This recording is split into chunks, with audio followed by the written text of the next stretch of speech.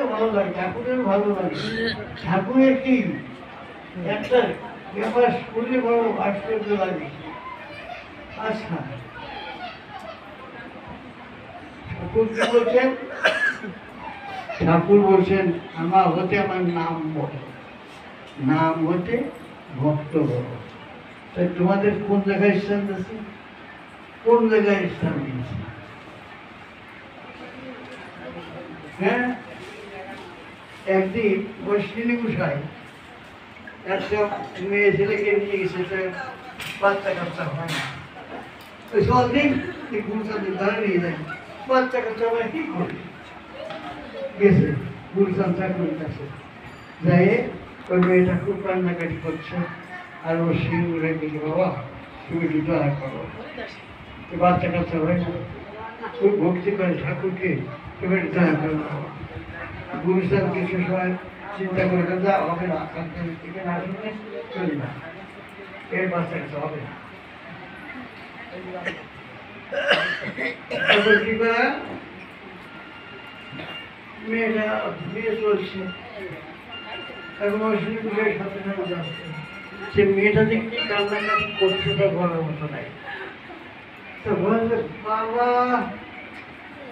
আমি নিয়ে গেলাম, মেয়েটি এত কান্নাকাটি করবো, বাবাকে একটু করুণা করলো না। আর ও পাল দেওয়া হয়েছে অসুবিধা, আর দুইজনই কাঁদছে অসুবিধা। আমি বললাম তোর বাচ্চা গেছে হবে যথারীতি 18 মাস 1 বছর পরে 1.5 বছর পরে ওই একটা ছেলে হয়েছে। সেই ছেলে দিয়ে ওই শ্রী বিষয় বলে বাবা তো পাওয়া যাবে না, ছেলে হয়েছে। এখন গুরুচাঁদ ঠাকুরের কথা, বাবা বাবা বলে হে অশ্বিনী তুই ভাবিছিস কি? হ্যাঁ, আমি বললাম আমার বাচ্চা কাচ্চা হবে না, তুই কেন বললি যে বাচ্চা কাচ্চা হবে? অশ্বিনী করে কথা, বাবা কালকে লাভ করে না, তুমি আমার মধ্যে আসো না, কান্না দেখে তুমি তো করে যে ভাই আমার বাচ্চা কাচ্চা হবে, আমি কি করি? আমি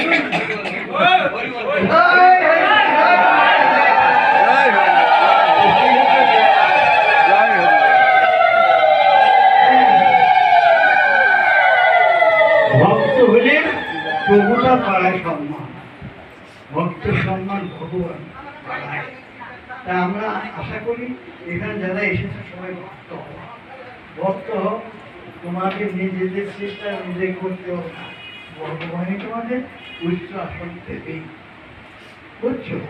এই শিক্ষা আগে গৃহকে, নিজের গৃহের ছেলে মেয়ে যারা আছে, মা বাবা আছে, এদের সঙ্গে সম্প্রীতি আছে, ভালোবাসা সবাইকে। তোমাদের ভালোবাসা থেকে আর একটা লোক বিদেশে উঠছে, তোমার সবাই আসে, তা বুঝতে হবে সুন্দর, এর সবাই কিছুতে যত্ন করছে, ছোট বড়, এর খুব ভালো পরিবেশ। এই তো ভালো দিকে যেখানে যাবে সেই ফুল যাবে, যে দায়িত্ব ওই দায়িত্ব ওই বইটা কি ভালোবাসে।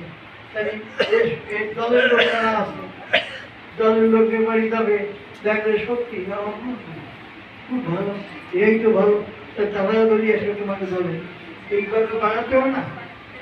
তার কি করতে হবে? আগে নিজে ঘরকে সামলাতে হবে, তারপরে এই শিক্ষাটা দেওয়ার জন্য এই কথাটা বললাম। যাই হোক, খুবই ভালো লাগছে। এখন আমরা ঠাকুরের চরণে পুষ্পাঞ্জলি দেব। দিন ভরে তো রবিবারে দেখেছি সকালবেলা 12টার সময় একবার অঞ্জলি দিতে হবে, বাড়ি বসে সুন্দর দিতে হবে। কারণ হচ্ছে কি, খালি আমরা রোগীই দেখি, কিন্তু শিক্ষামূলক আমরা কিছু কথা বলি দরকার আছে, শিক্ষার কথা দরকার আছে। তোমাদের বিষয় হতে হবে, তোমাদের কোথায় কাজ হবে। ঠাকুরকে মানিনি তো ভালো করে মান, জানা না ভক্তকে মানুষ যদি ভালো করে মানার মতো। সত্যি এই গানকে কেন লেখা হয়েছে? আমাদের সবাইকে শিখবার আমরা মানি কি, এরা মানিতে ওরা মানি নে, ওরা মানিতে ওরা মানি নে, আমাকে সুবিধে যেত সেইটুকু মানি, তাহলে তো হবে না। নিজের সুবিধে মানবে ওরা। হ্যাঁ, পাঠা কাশি না ঠিক মানা যায় না। কোটাগাড়ি গাল খালি কি হবে? মাইকটা মুখের কাছে। হ্যাঁ, কোটাগাড়ি গাল হবে না, এই কোনো কথা নেই। ওই সুবিধে ঠুক, আর ওই যে বাজে খাবো আর ঠাকুরকে ডাকবো। একটু হয় সব কাজের যে নিয়ম আছে, নিয়ম ছাড়া কোনো কাজে উন্নতি করা যায় না। কোনো নিয়ম না মানলে, নিজেকে তৈরি না করতে পারলে, নিয়মের মধ্যে দিয়ে ঠাকুরের আদর্শ দ্বারা যে কথা ঠাকুর বলেছেন যে অদর ধরা ধরবি যদি এই ধরা পথ পরিবে মানুষ ধরা যে ধরেছে তার পথ, যে ধরেছে তার পথ ভগবানকে পেয়ে যাবা।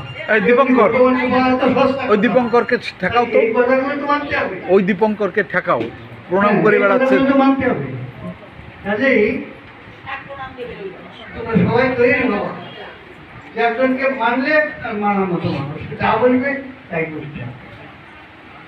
যাই হোক, এখন আমরা ঠাকুরের পুষ্পাঞ্জলি দেবো। জয় হরি বল, জয় হরি বল।